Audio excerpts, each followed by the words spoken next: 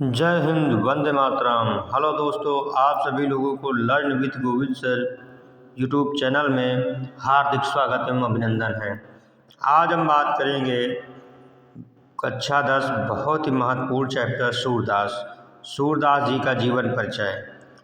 लिख के ले लो दोस्तों, ये आएगा ही आएगा। सबसे पहले हम देखेंगे सूरदास जी का क्या देखेंगे, संक्षिप्त परिचय। इनका जन्म इनका हुआ था 1478 ईस्वी में।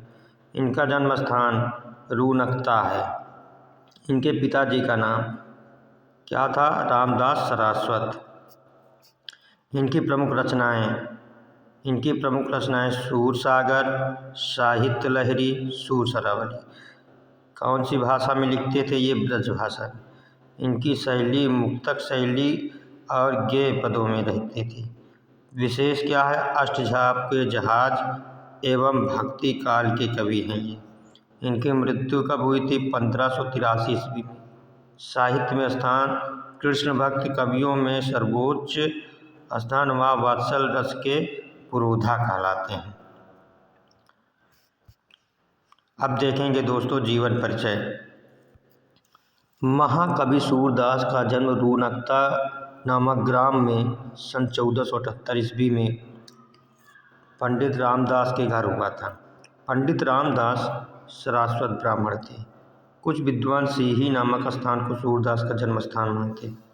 सूरदास जी जन्मांध थे या नहीं, इस संबंध में भी अनेक मत हैं। कुछ लोगों का कहना है कि बाल मनोवृत्तियों एवं मानव स्वभाव का जैसा सूक्ष्म और सुंदर वर्णन सूरदास ने किया है, वैसा कोई जन्मांध व्यक्ति कर ही नहीं सकता। इसलिए ऐसा प्रतीत होता है कि वे संभवतः बाद में अंधे हुए होंगे। सूरदास जी वल्लभाचार्य जी के शिष्य थे। वे मथुरा के गऊ घाट स्थान पर श्रीनाथ जी के मंदिर में रहते थे। सूरदास का विवाह भी हुआ था। विरक्त होने से पहले वे अपने परिवार के साथ ही रहा करते थे। पहले वे दीनता के पद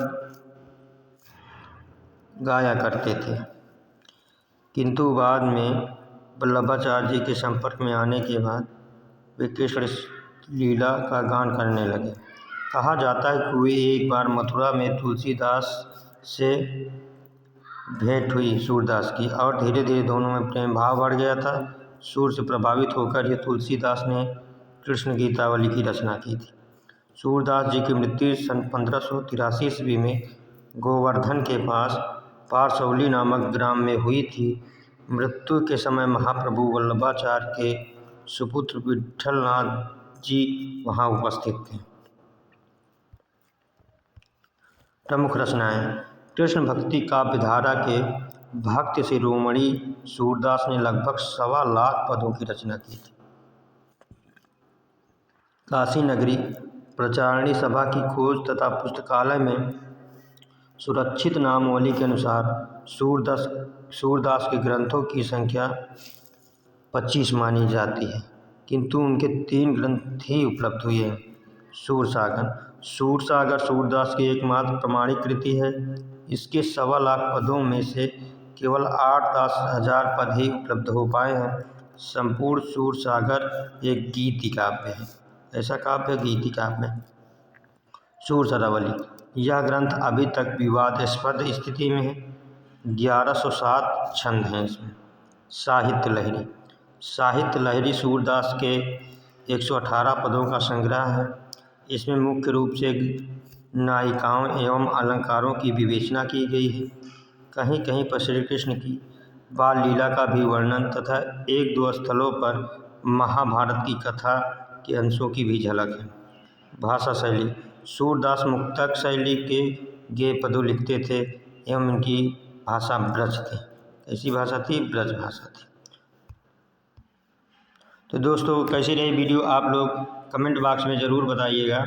अगला वीडियो रहेगा सूरदास के पदों की डिटेल व्याख्या। अगला वीडियो हम सूरदास के पदों की डिटेल व्याख्या। Thank you watching this class दोस्तों।